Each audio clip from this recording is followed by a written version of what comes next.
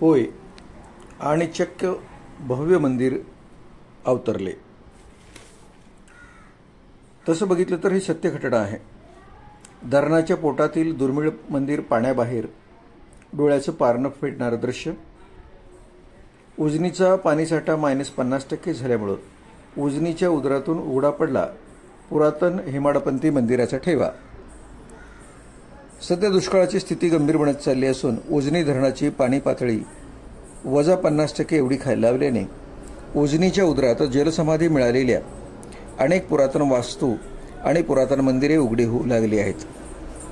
या जुन्या पुरातन वास्तू पाहण्यासाठी आता पर्यटकांची पावले उजनी धरणाकडे वळू लागली आहेत.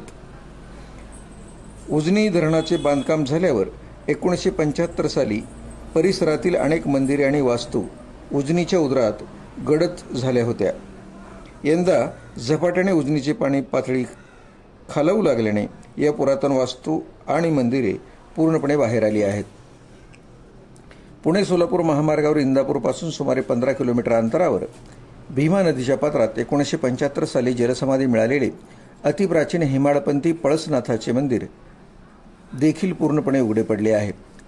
उजनी धरणातील पाण्यात गेले 40 वर्षे हे मंदिर पाण्याच्या लाटांची झुंज देत तग धरून उभे आहे. इतकी वर्षे पाण्यात राहिल्याने सध्या काही प्रमाणात त्याची पडझड सुरू झाली असली तरी आजही पळसनाथ दिमाखाने उभे राहण्यात असल्याचे दिसून येते.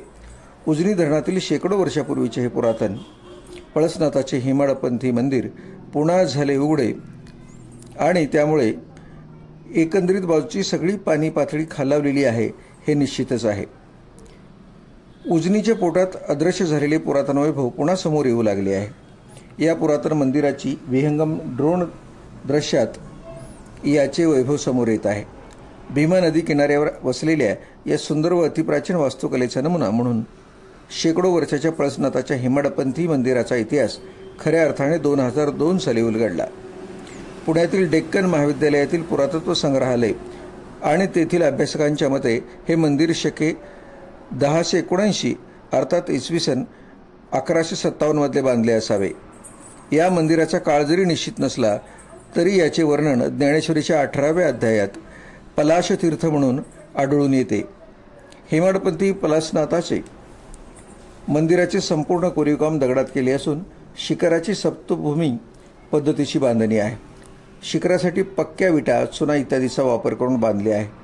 मंदिरासमोर भव्य सभामंडप, गाभारा, उंच शिखर, लांब लांब शिळा, विविध मदनिका, आलासकन्या, सुरसुंदरी, जलमोहिनी, नागकन्या अशी शिल्पे आहेत, ज्यामुळे भक्त मंदिरात प्रवेश करत्यावेळी त्यांच्या मनातील वाईट भावना मंदिराबाहेरच सोडून निर्मळ मनाने मंदिरात प्रवेश करतात. याच उद्देशाने महिला रूपी शिल्पे मंदिराच्या शिखरावर कोरलेली असल्याचे इतिहासकार सांगतात. उंच मूर्त्या, चौकोनी खांब, वर्तुळाकृती पात्रे, त्यातच पुष्प, नट, स्तंभ, लवा, बेल अशा पंचशाखा सुस्थितीत दिसून येतात. अशा शिल्प मूर्त्यामध्ये प्रामुख्याने दशावतार, शंकर पार्वती, 3 वर्गळी तसेच रामायण, महाभारत आणि इंद्रदरबारी असणाऱ्या देवी देवतांच्या शिल्पकला दिसून येतात. त्या काळी अतिशय चाणक्य बुद्धिमत्तेचा वापर करून अफलातून अप्रतिम कोरीव काम करून त्याची केलेली जडणघडण खरीच वाखाणण्याजोगी आहे. अशी मंदिरे अतिशय देखणी असून ती मोठ्या पाषाणात घडवल्यामुळं दीर्घकाळपर्यंत टिकून राहतात.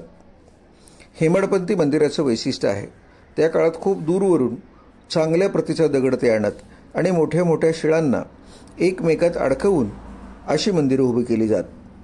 म्हणजेच हेमाडपंथी मंदिरं हे अनेक वर्षाचा आपल्या